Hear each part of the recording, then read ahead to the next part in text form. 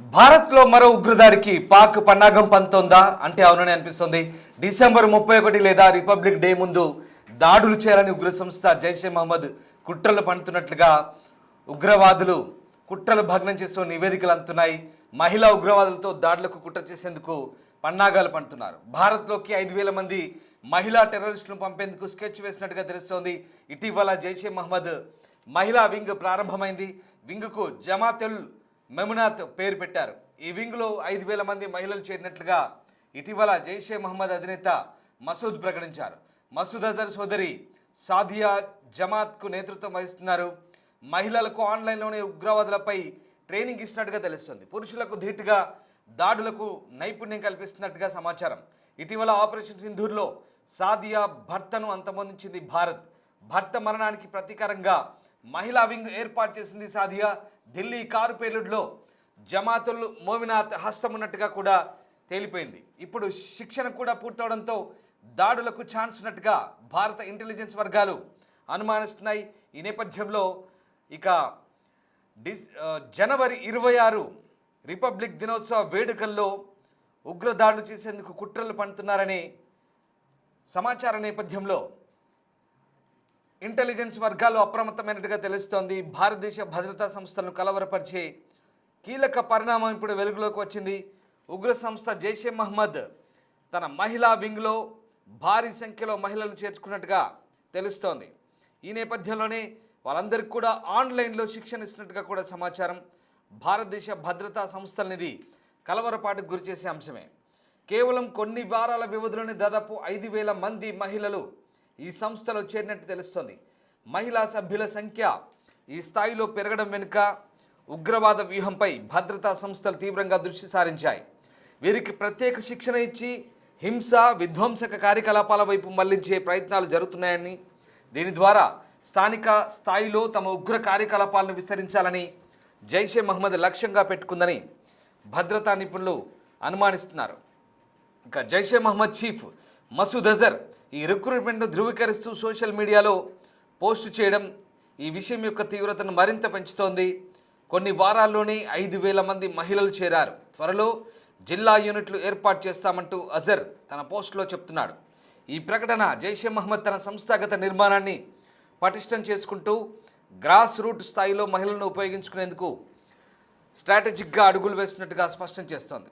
Recruit అయిన మహిళలు ప్రధానంగా పాకిస్తాన్లోని బహవల్పూర్, ముల్తాన్, కరాచీ, ముజఫరాబాద్ ప్రాంతాలకు చెందిన వారుగా గుర్తించారు. సాధారణంగా మహిళలను సంస్థాగత కార్యకలాపాలకు ప్రచారానికి ఉపయోగించినప్పటికీ వారికి ఆయుధ శిక్షణ ఇచ్చి దాడుల్లో వినియోగించే ప్రమాదం ఉందని భద్రతా వర్గాలు హెచ్చరిస్తున్నాయి. ఇక మహిళలను ఉగ్రవాదం వైపు మళ్లించడం అనేది జైషే మహమ్మద్ అనుసరిస్తున్న కొత్త తరహా వ్యూహంగా కనిపిస్తోంది.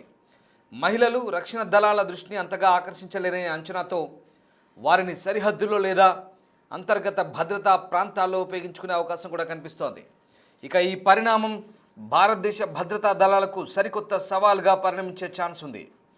దీన్ని ఎదుర్కోవాలంటే ఉగ్రవాద నిఘా వ్యవస్థలను మరింత బలోపేతం చేయాల్సిన అవసరం అయితే కనిపిస్తోంది. ముఖ్యంగా సోషల్ మీడియా ప్లాట్ఫామ్లపై సరిహద్దు ప్రాంతాల్లోనూ అంతర్గత ప్రాంతాల్లోనూ ఉగ్రవాద సంస్థల కార్యకలాపాలపై నిఘాను మరింత పెంచడం, మహిళా రిక్రూట్మెంట్, వారి శిక్షణ వివరాలను సేకరించడం అత్యవసరంగా కనిపిస్తోంది. ఈ రిక్రూట్మెంట్ వెనుక ఉన్న ఉగ్రవాద లక్ష్యాలను, ప్రణాళికలను ముందుగానే పసిగట్టడం ద్వారా భవిష్యత్తులో జరగబోయే ప్రమాదాలను సమర్థవంతంగా నివారించాలని ఇంటెలిజెన్స్ వర్గాలు భావిస్తున్నాయి. దీంతో ప్రస్తుతం జైషే మహమ్మద్ కుట్రలను భగ్నం చేసే పనిలో ఇంటెలిజెన్స్ వర్గాలు నిమగ్నమైనట్టుగా తెలుస్తోంది. పాకిస్తాన్ ఉగ్ర సంస్థ జైషే మహమ్మద్ భారత భద్రతా సంస్థలకు సవాలు విసురుతూ కొత్త వ్యూహాన్ని అయితే ఆవిష్కరించబోతోంది. మసూద్ అజర్ నేతృత్వంలోని మహిళా వింగ్ జమతుల్ మోమినాత్ కేవలం కొద్ది వారాల్లోనే 5,000 మందికి పైగా మహిళలను ఆకర్షించిందంటే ఎంత కరుడుగట్టిన ఉగ్రవాద భావజాలంతో భారత్ పైకి దాన్ని వ్యాప్తి చెందించేలా, భారత్ పైకి విషం చిమ్మేలా ఈ ఉగ్ర నేతలు కుట్రలు పన్నుతున్నారో అర్థమవుతుంది.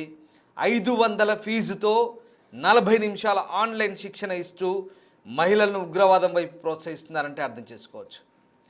ISIS తరహాలో ఫిదాయిన్ దాడులకు అంటే ఆత్మాహుతి దాడులకు ఈ మహిళలతో బ్రిగేడ్లను ఏర్పాటు చేయడమే ఈ వ్యూహం వెనుకున్న ప్రధాన లక్ష్యంగా తెలుస్తోంది. ఈ వింగ్కు అజర్ సోదరి సాదియా నాయకత్వం వహిస్తున్నట్టుగా సమాచారం. ఈ నేపథ్యంలోనే ప్రస్తుతం నిఘా వర్గాలు దీన్ని భగ్నం చేసేందుకు ప్రయత్నాలు చేస్తున్నాయి. మసూద్ అజర్ స్వయంగా సోషల్ మీడియా పోస్టులో ఈ విషయాన్ని వెల్లడిస్తున్నారు.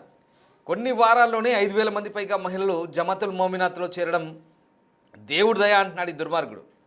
నియామకమైన వెంటనే వారి మనస్తత్వం మారి జీవిత లక్ష్యాన్ని తెలుసుకున్నామని అనేక మంది సోదరీమణులు చెప్పారంటూ ఈ అజర్ చెప్తున్నాడు. నియామకాలు అక్టోబర్ 8వ తేదీన జైష్ హెడ్ క్వార్టర్స్ మర్కజ్ ఉస్మానో అలీ వద్ద ప్రారంభమైనట్టుగా చెప్తున్నాడు.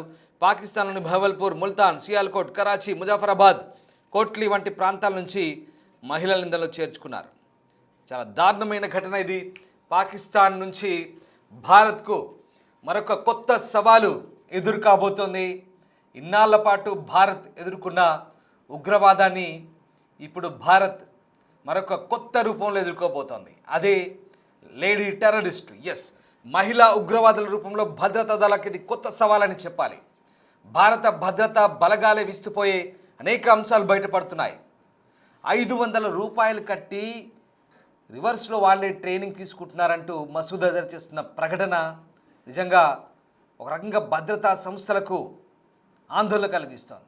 5,000 మంది చేరారని చెప్తున్నాడు. అక్టోబర్ 8 నుంచి ఇప్పటి వరకు బహవల్పూర్ హెడ్ క్వార్టర్స్కి 5,000 మంది అప్లై చేసుకున్నారు. ఆన్లైన్లో 40 నిమిషాల పాటు శిక్షణ ఇచ్చామంటున్నారు. ఈ 40 నిమిషాలు భారత్ పైకి ఎలా దాడి చేయాలి, భారత్లో ఎంతమందిని చంపాలి, భారత్లో రక్తపాతం ఎలా సృష్టించాలి, రక్తాన్ని ఎలా పారించాలి, ఇదే ఈ దుర్మార్గులకున్న ఏకైక లక్ష్యం. హింసను ప్రేరేపించడమే వీళ్ళ జీవిత లక్ష్యంగా కనబడుతోంది. వీళ్ళ పుట్టుకతోనే హింస మార్గాన్ని అలవర్చుకొని పుట్టారన్నట్టుగా కనిపిస్తోంది. ఇక మసూద్ అజర్ గాడి వంతు ఇన్నాళ్ళు ఉంటే ఇప్పుడు వాడి చెల్లెలు కూడా తోడైంది. వాడి చెల్లెలు సాదియా బహవల్పూర్ హెడ్ క్వార్టర్స్పై, మురిద్కే హెడ్ క్వార్టర్స్పై దాడులు జరిపినప్పుడు సాదియా భర్తతో సహా మొత్తం 14 మంది ఆపరేషన్ సింధూర్లో హతమయ్యారు. అంటే వీళ్ళు అక్కడ హెడ్ క్వార్టర్స్లో ఉండి వాళ్ళకి పూర్తి స్థాయి సహాయ సహకారాలు అందిస్తూ భారత్ పైకి రక్తం చిమ్మమని, హింసను ప్రేరేపించమని సహకరిస్తుంటే మనమేమో చేతులు కట్టుకొని కూర్చోవాలా? అంటే మనం ఆపరేషన్ సింధూర్లో వాళ్ళని హతమారిస్తే వీళ్ళకి రోషాలు పుట్టుకొచ్చి మళ్ళీ భారత్ పైకి ఒక సైన్యాన్ని తయారు చేస్తుంది ఆ తాటకి, ఆ దుర్మార్గురాలు.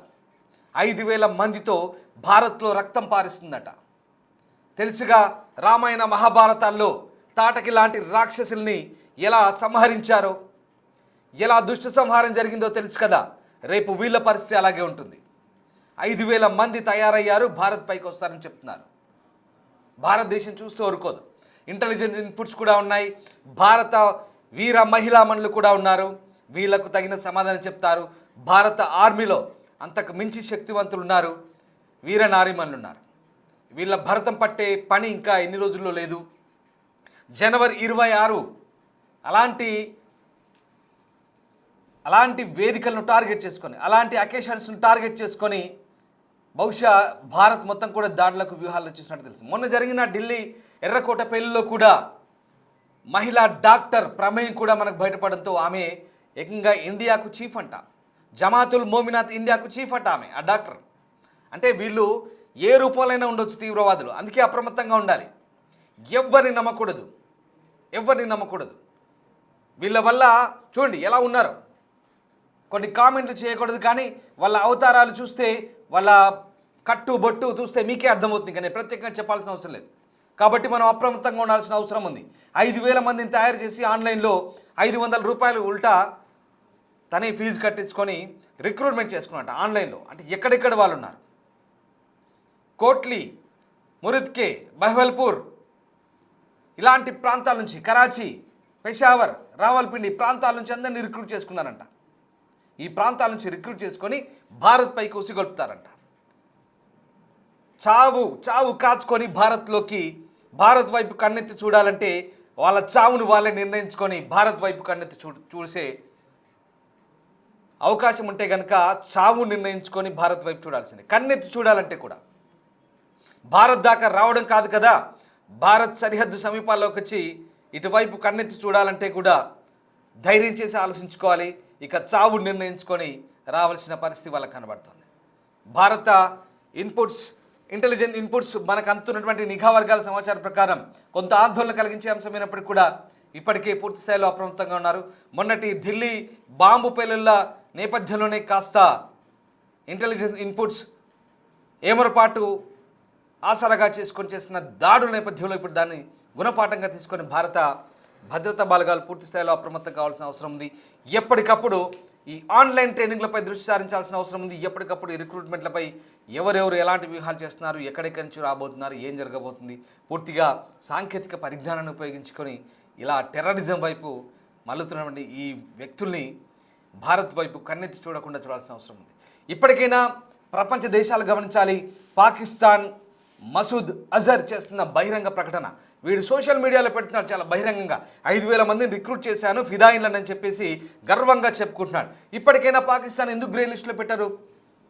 అమెరికా లాంటి అగ్రదేశాలు పాకిస్తాన్ ఎందుకు సహకరిస్తాయి? IMF లాంటి సంస్థలు ఎందుకు పాకిస్తాన్కు నిధులు ఇస్తున్నాయి? ఇదిగో ఇలాంటి వాళ్ళకే కదా అంతర్జాతీయ ద్రవ్యనిధి నిధులు ఇచ్చేది.